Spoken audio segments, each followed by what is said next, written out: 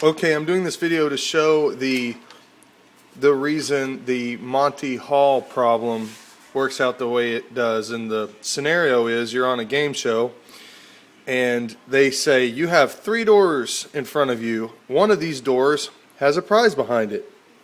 And they say, we want you to pick one of the 3 doors. And you pick one. You say, I want door number 2. And they say, very well, sir. Okay, but before we show you what's behind door number 2, we're going to show you what's behind door number 3. So they open door number 3, and there's nothing behind it. And then they say, okay, sir, to win the prize, would you like to stay with door number 2, or would you like to switch to door number 1?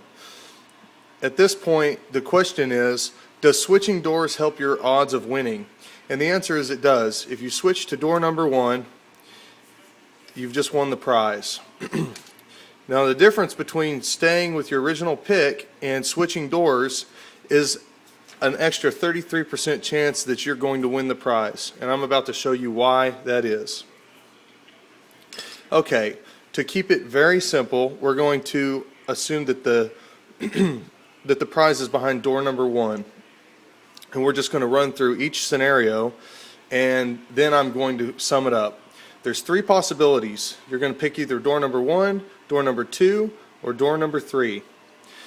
There's a 33% chance of you picking the prize because the prize is only behind 1 door. 1 of 3 is 33%.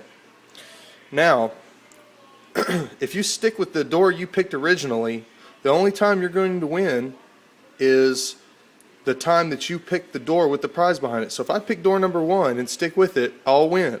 But if I pick door number 2 or door number 3 and stick with either one of those, I'm going to lose. So that's going to happen 66% of the time. However, if we play the scenario under the assumption that every time we're given the choice to switch doors, we take it, we're going to increase our chances of winning by 66%. For instance, if I pick door number 1 and they say, okay, there's nothing behind door number 3, do you want to switch? And I switch to door number 2, well, I've just lost. Same thing if they show, if they show there's nothing behind door number 2, would you like to switch to 3? I've lost. That's just one decision. That's this picking the same door though. If I now pick door number 2 and they say, there's nothing behind door number 3. Remember, they're not going to show me that the prize is behind the door. They want me to have this decision. So, if they say, okay, sir, you picked door number 2, there's nothing behind door number 3, would you like to switch? And I say, yes, I've won the prize. If I initially picked door number 3, and they say, okay, there's nothing behind door number 2, would you like to stay or switch? And I switch, I've won the prize. So, if I switch every time, I will win when I pick the door that doesn't have a prize behind it. Every time there's a 2/3 chance that I'm going to pick a door that doesn't have a prize behind it. Only a 33% chance I'm going to pick the door that has a prize behind it. So if you're ever confronted with this situation and they say pick a door, let's just change this up.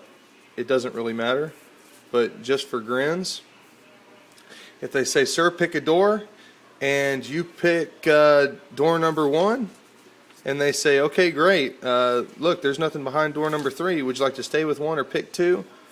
You're much better off picking 2. You've got a 33.333 repeating chance of getting the prize, more chance of getting the prize, for a total of 66.66 repeating percent.